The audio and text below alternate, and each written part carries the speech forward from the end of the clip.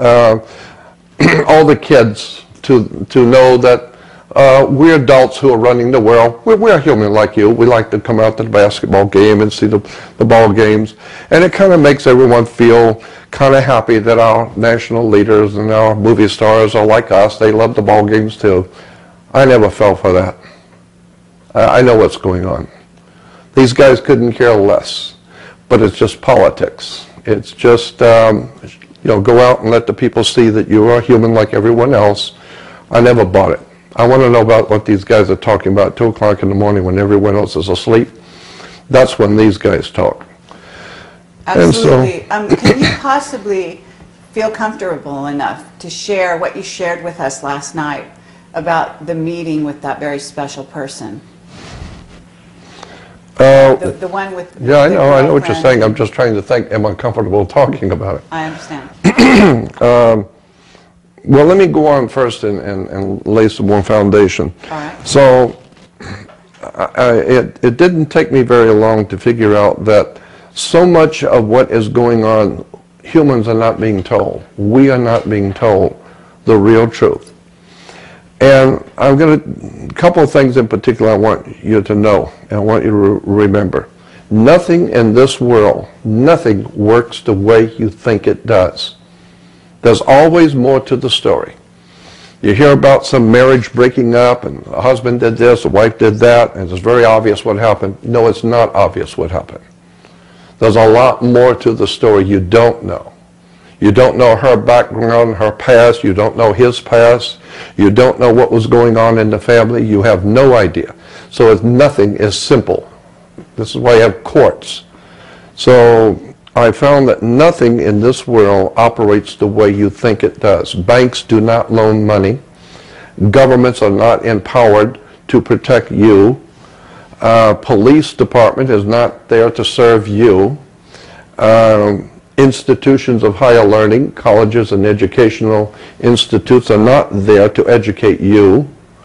The entire superstructure of civilization in the Western world is a combination of brilliantly put together and planned, well-planned schemes to direct the minds of the people in such a way as to serve their masters. And I've known that for a long time. And one of the biggest tools in the hands of the masters who run this world is Hollywood. Hollywood is an incredible story. I've said this, and maybe many hearing me now have heard me say this, but I'll say it again, that the white man's establishment comes from Europe. And in northern, southern, well, all four, northeast, south, and western Europe, even at the time of the Roman Empire and before, that whole section of Europe that we call the center for the white man's presence on the earth was quite literally ruled over, ancient Europe was ruled over by a priesthood called the Druids. And the Druids were they were the ministers, the priests, the judges, the lawyers, they were the religious leaders. So there was a priesthood that dominated Europe. It still does. Europe is still a Druidic country. And America is a Druidic country. Unless you understand the Druidic system, then you're never going to figure out what's going on in America and England. But one of the most important symbols in the Druid system was a magic wand, like Merlin, the magician with the magic wand, and also the orchestra leaders and conductors always have a magic wand. And you had better play to the tune of the master. He directs you to play, and he directs you to stop with the magic wand. So you're dancing to his music, okay? Magic wands were always made out of the wood of a holly tree. It's made out of Hollywood. And Hollywood is a Druidic establishment. And the symbols, the words, the terms, the stories are designed. Think about it. Think about how Hollywood does what they do. I'm not saying they're evil. I'm just explaining how Hollywood works. You have, first of all, a story. So somebody has to write the story. All right, so now you've got a story. Now you have to give it to a screenwriter who's going to adapt that story, excuse me, adapt that story into a screenplay. Because you can't just tell the story. You have to design it to be a movie. Now once you do that, then you're going to have the actors. Very important, actors. Because you're going to need people to act the part. And so it doesn't mean that they actually have human feelings. No, they're being paid to act like they care, to act like they love someone. It's an act. And so you're paying actors to act out the part that the screenwriters have written, and you want to make sure the actors do it just right. So you have to have a director, and he's going to direct everything you say and do the way he wants it said. Then you have, of course, the producer, and he's also subjected to the executive producer who's producing the money. And so all of this is a whole system of putting together a system of a story that tells you a story. It causes you to think in terms of what you just saw, so that people go out from the movie and think in their minds, this is the way you normally would react to a situation, the way that the guy in the movie did. And so that's why today, in the Western civilization, especially in the West, our ability to work with each other and live together as humans is so screwed up. Because we've been watching so much television and so many movies and so much silliness coming out of Hollywood, so much violence and sex and drugs and all the rest of it, that people have no idea in the world how to live anymore. They've lost their humanity.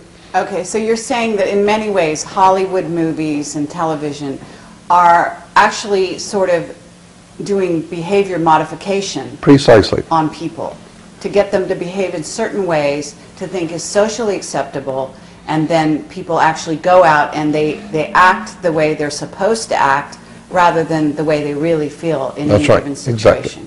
Precisely. So it cements the social structure. That's it. And I do understand that. Would you also talk about how movies are revealing the Illuminati agenda? Oh, God, yes. What a story that is. Absolutely. Even more so than you know. Even more so than you suspect. I have been looking at one subject for, since 1967. In Glendale, California, let me preface this. In Glendale, California, in 1967, I was researching communism for a lecture I was going to give, and I went to a World Book Encyclopedia, and there was a picture of the national coat of arms of the Soviet Union and the Soviet flag. And that was in 67. Well, I started speaking to small little groups in 60. So for 7 years I'd already been talking to little mom and pop groups and little library rooms and all that, and little bookstores and all that kind of thing. But it was in 67 that I came across a symbol which was the national coat of arms of the Soviet Union. And I was familiar by that time with a particular term that the communists have used, the Nazis have used, the British have used, the Americans have used. And the more I began to, so when I saw this symbol and the term and the explanation for the symbol in the World Book Encyclopedia, it finally hit me that something is going on a massive, enormous scale around the world, and for the first time I saw it in the Soviet National Coat of Arms, because it was using the same words and terms that the Hitler had used, the Nazis had used, that the fascists had used in Italy. And now as I begin to look, the people of India used it, the governments around the world are using the same symbol. And so I knew that I had stumbled upon something of profound significance. I didn't know what it was, but I already knew, I had a gut feeling that something is really big going on